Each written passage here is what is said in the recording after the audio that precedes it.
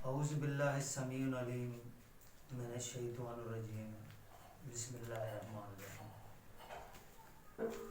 ناظرین، ہم سورہ بقرہ کا ترجمہ کر رہے ہیں اور جس آیت پہ ہم پہنچے ہیں وہ 188 تک کمپلیٹ کی ہے اور 189 جو ہے وہ ہم سٹارٹ کریں گے۔ اس سے پہلے کچھ جو میں وہ اس کا ترجمہ پڑھوں میں آپ کو چند باتیں بتاتا ہوں کہ سورہ بقرہ میں اللہ تعالیٰ ایک تو ہمیں بتا رہے ہیں کہ بنی اسرائیل پر میں نے، کیونکہ بنی اسرائیل حضرت ابراہیم علیہ السلام کی اولاد ہے اور ان پر بہت زیادہ نعمتیں کی ہیں اللہ تعالیٰ نے۔ ان کا تذکرہ کر کے اللہ تعالیٰ ہمیں بتا رہے ہیں کہ جس طرح نعمتیں ان پہ میں نے کی ہیں اور انہوں نے ناشکری کی ہے، آپ اس طرح نہیں کرنا۔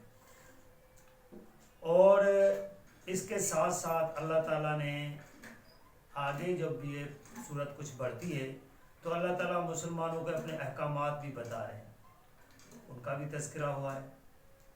ان احکامات میں چند ایک کا میں آپ کو دوبارہ جو ہے نا وہ ریویو بتا دیتا ہوں، اور ان احکامات کو اللہ تعالیٰ نے اپنی حدیں قرار دیا ہے اور بتایا ہے کہ میری ان حدوں کو کراس نہیں کرنا۔ اللہ تعالیٰ کی جو احکامات ہوتے ہیں، جو حکم ہوتے ہیں، جو محکمات ہوتے ہیں، الکتاب جن کو اللہ تعالیٰ نے سورہ آل عمران میں بتایا ہے، ان کو اللہ تعالیٰ نے ادھر اپنی حدیں قرار دیا ہے کہ اللہ تعالیٰ فرما رہے ہیں کہ ان حدوں کو تجاوز نہیں کرنا، کیونکہ اللہ تعالیٰ کی حدوں کو اگر کراس کرو گے تو اللہ کے غضب میں بندہ پھنس جاتا ہے، پھر اللہ تعالیٰ کو راضی رکھنے کی کوشش میں لگا رہتا ہے۔ اور یہ ہوتا بھی ہے، انسان ہے، غلطیاں ہوتی ہیں، لیکن یہ کہ انسان کو ایک سمجھنا چاہیے کہ اللہ تعالیٰ کی حدیں کون سی ہیں، کوشش کرے کہ ان کو کراس نہ کرے، ہو جائے تو معافی مانگنے کے علاوہ سوا تو کوئی چارہ ہے نہیں۔ تو جن کو اللہ تعالیٰ نے اپنی حدیں قرار دیا ہے ان میں ایک حلال اور طیب کھانا ہے، اور دوسرا اللہ تعالیٰ نے فرمایا کہ حلال اور طیب کھانا جو میں نے رکھا ہے وہ کھائیں اور شیطان کے قدموں پہ نہ چلیں۔ اس میں اللہ تعالیٰ نے 4 چیزیں ہیں جس کو حرام قرار دیا ہے۔ ایک، مردار، جو بھی مر جائے جانور، کوئی بھی چیز جو جاندار ہے وہ مر گئی وہ حرام ہو گئی۔ اس کے علاوہ اللہ تعالیٰ نے بتایا ہے کہ خون جو ہے وہ حرام ہے، پھر خنزیر کا گوشت وہ حرام ہے، اور اس کے علاوہ جو بھی چیز آپ اللہ کے سوا کسی اور کے نام پہ آپ دو گے، اس میں جو تقرب شامل ہوتا ہے کسی اور کا ہو جاتا ہے، اس کو بھی اللہ تعالیٰ نے حرام قرار دیا ہے، کیونکہ وہ ایک شرک میں آ جاتا ہے اور اللہ تعالیٰ کو شرک بالکل ناپسند ہے، اتنا کہ اللہ تعالیٰ نے فرمایا ہے کہ شرک کرنے والا جنت تک جا ہی نہیں سکتا، اس کے سارے اعمال اللہ تعالیٰ نے غرق کر دینے۔ اور اس کے بعد دوسرا حکم اللہ تعالیٰ نے بتایا ہے جو حدیں قرار کیا ہے وہ قصاص کا ہے، کہ کسی نے کسی کی جان لے لی۔ ابھی اللہ تعالیٰ نے فرمایا کہ آپ پر یہ ہے کہ اس بندے کو جو ہے وہ قصاص کے طور پر وہ مارا جائے گا، عورت ہے تو عورت، مرد ہے تو مرد، غلام ہے تو غلام، آزاد ہے تو آزاد، اسی کو، یہ نہیں کہ اس بندے نے کیا ہے اس کے پورے خاندان کو تہس نہس کر دو۔ یہ اللہ تعالیٰ نے کہا ہے کہ آپ یہ ظلم کر رہے ہو۔ قصاص والے کو بھی کہا ہے کہ اتنا کرو، اور پھر یہ بھی بتایا ہے کہ آپ اگر کسی کو یہ قتل کر دیتے ہو یا یہ ہو تو جس کا قتل ہو گیا ہے وہ کچھ لے دے کے اس کو راضی کر کے آپ اس کو جو ہے نا وہ چھوڑ بھی سکتا ہے، اس پہ بھی انہوں نے کہا ہے۔ لیکن اللہ تعالیٰ نے یہ بھی بتایا کہ اس پہ بھی یہ نہیں ہے کہ وہ اتنا کچھ رقم بتا دے کہ وہ بیچارہ دے بھی نہ سکے، یا اس نے رقم بھی ہڑپ لی اور پھر اس کے بندے کو ہی مار دیا، یہ نہیں، کسی کے ساتھ زیادتی نہ ہو۔ دیکھیں اللہ تعالیٰ کتنا خیال کر رہے ہیں۔ اور قصاص کے بارے میں یہ بھی بتایا کہ اللہ تعالیٰ نے فرمایا یہ تمہارے لیے زندگی کے ایک دوسرے کا خیال کرو گے، یار یہ ہوگا کہ اگر میں نے اس کو مارا تو یہ بھی میرا مارے گا۔ تو جب اس طرح کے خیالات ہوں گے تو لازمی ہے کہ آپ لوگ ایک دوسرے کا خیال رکھو گے۔ پھر اللہ تعالیٰ نے کہا کہ موت کے وقت وصیت، کہ جو مر رہا ہے اس کو وصیت کرنی چاہیے، لیکن وصیت کرنے والے کو بھی یہ خیال رکھنا چاہیے کہ وصیت صحیح اور حق کے ساتھ کرے۔ اور پھر اللہ تعالیٰ نے یہ بتایا کہ اگر وصیت کرنے والے نے کسی کی حق تلفی کی ہے، اس نے خیال نہیں رکھا، تو جو دوسرے ساتھی ہیں ان کو چاہیے کہ اس وصیت کو ٹھیک کریں کہ جھگڑا نہ پیدا ہو۔ اور یہ اللہ تعالیٰ نے کہا ہے کہ بھائی یہ جو آپ نے لوگوں نے کیا یہ صحیح کام ہے کہ آپ نے جھگڑے کو ایک ٹالا ہے، تو یہ بھی اللہ تعالیٰ نے اپنی حدوں میں قرار دیا ہے۔ اور اس کے علاوہ اللہ تعالیٰ نے کہا ہے کہ کسی کا مال ناحق نہ کھائیں، اور نہ اس مال کو آپ حاکموں تک پہنچائیں کسی کو، جس طرح رشوت دے کے اپنی سائڈ پہ بندہ وہ کام کروا لیتا ہے، یہ کسی کا آپ جو حق کھا رہے ہو تو اس کو حاکموں تک پہنچانے کے لیے یہ ہوتا ہے کہ بھائی کچھ ہمیں مل جائے گا، اس سے حاکم دے دے گا، تو اس کو بھی اللہ تعالیٰ نے اپنی حدیں قرار دیا ہے، اور آگے بھی اللہ تعالیٰ کی حدیں آئیں گی۔ تو اللہ تعالیٰ کی حدوں کو جب مسلمان خیال رکھے گا، دیکھے گا، تو معاشرہ اچھا چلے گا۔ یہ جو مذہب ہوتا ہے، دین ہے، یہ صرف آپ کو اپنی زندگی اور اپنے پورے معاشرے کو ٹھیک طریقے سے چلانے والا کام بتا رہا ہے۔ حضور صلی اللہ علیہ وسلم کے بعد جو خلافت چلی تھی وہ اسی طریقے پہ تھی۔ آج کل لوگ نے کلمہ پڑھا ہوا ہے، سمجھنا کچھ نہیں ہے، بس وہ سمجھ رہے ہیں کہ بس ٹھیک ہے کلمہ پڑھ لیا تو جنت ہمارے حصے میں ٹھیکے میں لکھ دی گئی۔ یہ ٹھیکہ شیکہ کوئی نہیں، اس کو سمجھیں۔ اللہ تعالیٰ نے اس کو حدیں قرار دیا ہے، اور حدوں کا اللہ تعالیٰ نے کہا ہے کہ خیال رکھو۔ آگے اللہ تعالیٰ فرما رہے ہیں، پوچھتے ہیں تم سے نئے چاند کے بارے میں۔ حضور صلی اللہ علیہ وسلم سے نئے چاند کے بارے میں پوچھا جاتا تھا۔ دیکھیں کتنے کتنے ہلکے سوالات ہوتے تھے، لیکن وہ بھی نبی سے کیے جاتے تھے کہ بتاؤ نیا چاند جو ہے، چاند پہلے چھوٹا ہوتا ہے پھر بڑا ہوتا ہے، کیوں ہوتا ہے؟ یہ تک انبیاء سکھاتے تھے۔ کہو یہ تاریخ مقرر کرنے کا ذریعہ ہے لوگوں کے لیے، اور حج کے اوقات کا بھی۔ اللہ تعالیٰ نے جواب دیا ہے۔ حضور صلی اللہ علیہ وسلم نے دیکھیں اللہ تعالیٰ نے اس سوال کا بھی جواب قرآن کے اندر دیا ہے۔ انہوں نے سوال کیا، اللہ تعالیٰ نے جواب دیا کہ یہ تاریخ مقرر کرنے کا ذریعہ ہے۔ دیکھیں چھوٹا چاند ہوتا ہے، پتہ چلتا ہے کہ پہلی تاریخ ہے، پھر بڑا ہوتا گیا، آہستہ آہستہ 14 تاریخ ہو جاتی ہے، فل مون ہو جاتا ہے، پھر پیچھے ہٹتا جاتا ہے، پھر چاند چھپ جاتا ہے تو بالکل آخری تاریخیں ہو جاتی ہیں، تاریخ پھر دوسرا نیا آ جاتا ہے۔ اللہ تعالیٰ نے یہ تاریخ مقرر کرنے کا ذریعہ ہے، اور لوگوں کے لیے حج کے اوقات کا بھی، کیونکہ اسی ٹائم جو حج ہوتا تھا وہ ایک بڑا ثواب کا کام سمجھا جاتا تھا، اور بالکل تھا بھی، کیونکہ حضرت ابراہیم علیہ السلام کا تھا۔ یہ انبیاء کا جو طریقہ ہوتا ہے، یہی طریقہ اللہ تعالیٰ اس پہ رائج کرتے ہیں، اور انبیاء اپنے یہ مت سمجھے کہ انبیاء کو اپنے طریقے سے کر رہے ہوتے تھے، انبیاء کو بھی اللہ تعالیٰ وہ کہتا تھا تو وہ کام کرتے تھے۔ یہ ہمارے پیروں کا جس طرح جو بنایا ہوتا ہے نا، یہ ان کا طریقہ نہیں ہے کہ ہمیں یہ ملا ہے تو یہ ہوا ہے، نہیں۔ یہ جو میلے لگے ہوتے ہیں یہ تو لوگوں نے کے بنائے ہوئے ہیں، یہ طریقے لوگوں کے اپنے نہیں ہیں، یہ انبیاء کے اپنے نہیں ہیں، یہ اللہ کے بتائے ہوئے ہیں۔ تو لازمی ہے جو اللہ کے بتائے ہوئے ہیں تو اللہ تعالیٰ نے ان کو رائج کرانا ہے۔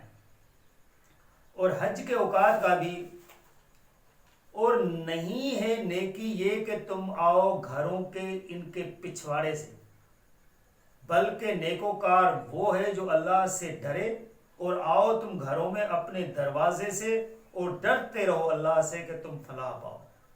جب وہ حج پہ جاتے تھے واپسی آتے تھے تو حج پہ جاتے تو اپنے سامنے والے دروازے سے، لیکن واپسی پہ کیا کرتے تھے وہ لوگ کہ وہ پیچھے سے انہوں نے ایک دروازہ بنایا ہوتا تھا، ادھر سے آتے تھے۔ وہ سمجھتے تھے کہ جس طرح ہم آگے سے آئیں گے تو یہ گناہ ہو جائے گا۔ مثلا اس طرح کے عقائد وہ بنائے ہوئے تھے۔ جس طرح آج کل بلی کوئی کالی گزر جائے تو کہتے ہیں بھائی یہ کالی بلی گزر گئی ہے تو جو ہے یہ اس کا کام نہیں ہوگا، یا کسی کو نظر لگ جائے تو اس کا جوتا ٹنگا لیتے ہیں، اس کو مرچوں کی دھونی دیتے ہیں بیچارے معصوم بچے کو، وہ جو اس کا ناک چھکے مار مار کے اس کا ستیہ ناش ہو جاتا ہے۔ یہ عقائد ہیں، ان عقائدوں کو اللہ نے کنڈیم کیا ہے کہ نہیں یہ آپ نے بنایا کیا ہے. بندے کو سن کے ہنسی آ جاتی ہے کہ آپ لوگ کر کیا رہے ہو. اچھا خاصا پڑھا لکھا بندہ اگر اس طرح کے کام کرے عقیدے کے نام پہ، اور اس کو رائج کرنا عقیدے کے نام پہ، جو نہ مانے اس پہ آپ جو ہے نا وہ لانتی والا کردار ادا کرا دینا، یہ کیا ہے؟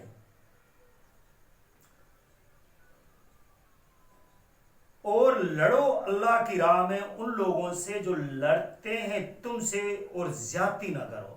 اللہ تعالیٰ نے پھر آگے حکم دیا کہ حضور صلی اللہ علیہ وسلم کے ٹائم کا ہی تھا، کیونکہ انہوں نے جب حضور صلی اللہ علیہ وسلم نے مکے میں سے تبلیغ شروع کی تو انہوں نے حضور صلی اللہ علیہ وسلم کو بھی بہت تکلیفیں دیں، اور جو ایمان لائے ان کو بھی بہت تکلیفیں دیں. اللہ تعالیٰ نے کہا کہ ابھی آپ ایک اسٹیبلش بن گئے ہو تو آپ ان سے لڑو جنہوں نے جو آپ کے ساتھ لڑے تھے اور آپ کو اپنے گھروں سے بھی نکالا تھا. تو لڑو ان لوگوں سے جو لڑتے ہیں تم سے، اور زیادتی نہ کرو ان سے. آپ نے زیادتی نہیں کرنی ہے، بے شک اللہ پسند نہیں کرتا زیادتی کرنے والوں کو. اللہ تعالیٰ کہتے ہیں کہ زیادتی نہیں کرنی، جتنا کام انہوں نے کیا تھا اتنا کرنا ہے. جو لڑتے ہیں ان سے لڑو، جو نہیں لڑتے چھوڑ دو ان کو. اس وجہ سے دیکھیں جب حضور صلی اللہ علیہ وسلم نے مدینے میں وہ اپنی جو نا وہ جب ریاست قائم کی اور وہاں وہ تبلیغ کر رہے تھے تو مکے کے مشرک وہاں سے آ کے حضور صلی اللہ علیہ وسلم کے پاس آ کے لڑے تھے. مدینے میں جو جنگ خندق لگی، باقی عہدے لگی، وہ انہی کی طرف سے لگی تھی. وہ ابتدا کر رہے تھے، ان کو یہ دین پسند نہیں تھا. بھئی آپ کو دین نہیں پسند ہے اس کا مطلب یہ نہیں کہ آپ دوسروں سے لڑیں گے. تو اللہ تعالیٰ نے فرمایا جو لڑو ان سے جو لڑتے ہیں، اور زیادتی نہیں کرنی ہے، اور قتل کرو انہیں جہاں بھی پاؤ. جہاں بھی پاؤ تم انہیں، اور نکال دو انہیں جہاں سے نکالا ہو انہوں نے تم کو. اور فتنہ زیادہ برا ہے قتل سے. اللہ تعالیٰ نے فرمایا ہے کہ دیکھیں کہ آپ ان سے لڑو جہاں بھی ان کو پاتے ہو، اور ان کو نکال دو وہاں سے. جب حضور صلی اللہ علیہ وسلم وہاں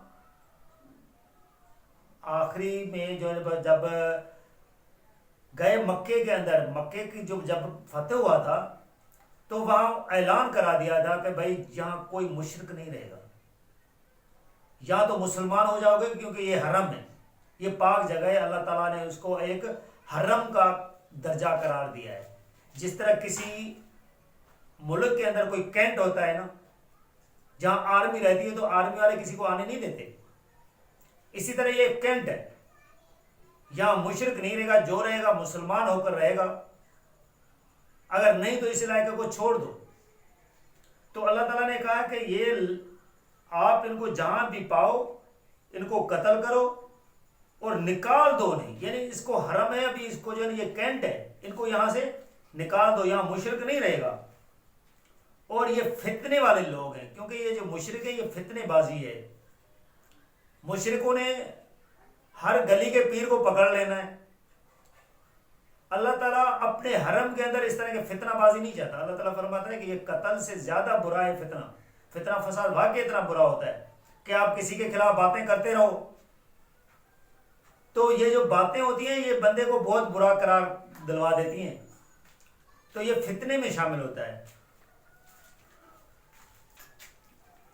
اور اللہ تعالیٰ فرما رہے ہیں نہ لڑو تم ان سے مسجد الحرام کے قریب جب تک یہ نہ لڑے تم سے وہاں. اگر وہ آپ کو مسجد الحرام یعنی کعبے کے قریب اگر لڑ رہے ہیں تو ان سے لڑو، ورنہ کعبے کی جو مسجد الحرام کی جو حرمت ہے اللہ تعالیٰ فرمائے کہ وہاں ادھر ان سے نہ لڑو. جو لڑے ان سے لڑو، کیونکہ وہ جب وہ داخل ہو گئے تھے تو پھر تو انہوں نے تو بعد میں ہاتھ کھڑے کر دیے تھے، لیکن کچھ آئے تھے لڑنے کے لیے. جب لڑنے کے لیے آئیں گے تو آگے والا تو لڑے گا.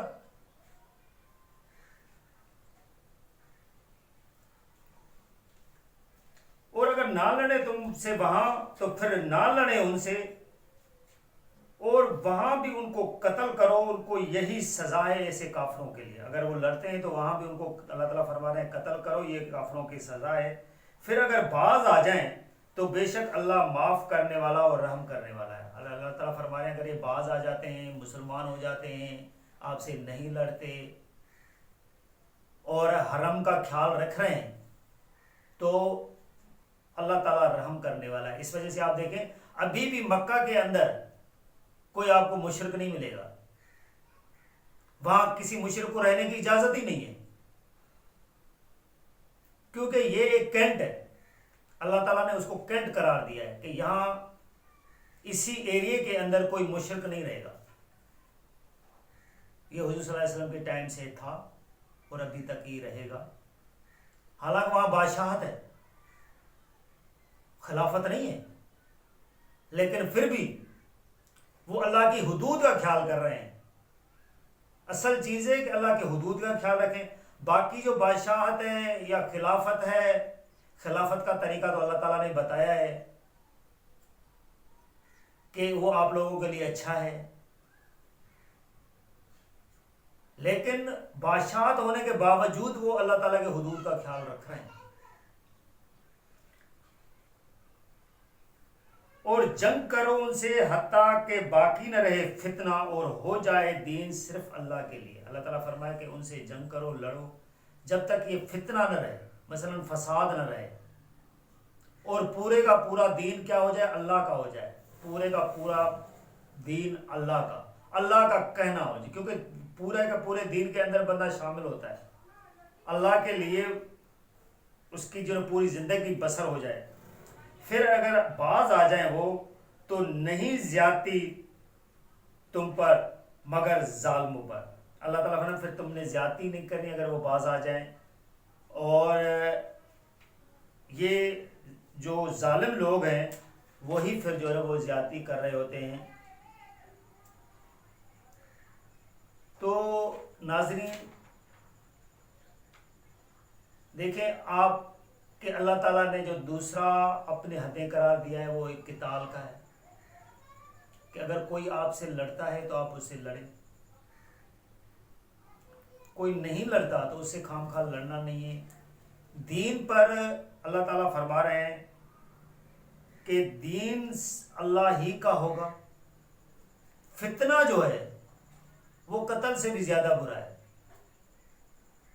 فتنے بازی کو اللہ تعالیٰ ناپسند کر رہے ہیں، اسی لیے کسی پہ کوئی زبردستی نہیں ہوتی. وہ بھی انہوں نے جب وہ کام کیا تھا کہ وہ لڑے تھے حضور صلی اللہ علیہ وسلم کے ساتھ، تب حضور صلی اللہ علیہ وسلم لڑے تھے. اور یہ حرم جو تھا اللہ تعالیٰ کے حضرت ابراہیم کی مسجد وہاں بنوائی تھی اللہ تعالیٰ نے. اس کو اللہ تعالیٰ نے پہلے ہی حرم قرار دیا ہوا تھا. بعد میں انہوں نے وہاں جو ہے وہ 360 بت رکھے ہوئے تھے. پھر مشرکانہ کام شروع ہو گئے، فتنہ فساد شروع ہو گیا. یہ مشرکانہ کام فتنہ و فساد ہی ہے، کیونکہ ہر بندے نے اپنے اپنے ایک آئیڈیاز اٹھائے ہوتے ہیں اور اس کو بڑھاوا دے رہا ہوتا ہے. تو وہ جو فتنہ فساد ہے اللہ تعالیٰ اس کو کنڈیم کر رہے ہیں، ختم کر رہے ہیں. اور پھر انہوں نے اللہ تعالیٰ نے کہا کہ یہاں جو رہے گا وہ مسلمان ہی رہے گا، اس کے علاوہ کوئی نہیں رہے گا. تو دیکھیں آج 1400 سال بھی گزر گئے ہیں، لیکن اس کے باوجود وہاں آپ کو مشرک نہیں ملے گا. اور اللہ تعالیٰ نے اسی سورہ کے اندر اور بھی اپنے حدود بتائیں، اور ہمیں چاہیے کہ ان حدود کا خیال رکھیں. تو ہمارے لیے بہت جو ہے نا وہ باعث عزت اور ہمارے لیے جو ہے نا وہ اچھا رہے گا، اور ہم پوری قوم کے طور پہ جو ہے نا ایک ابھرتی ہوئی قوم ابھریں گے، ورنہ پستی پہ ہم گرتے جائیں گے. جزاک اللہ.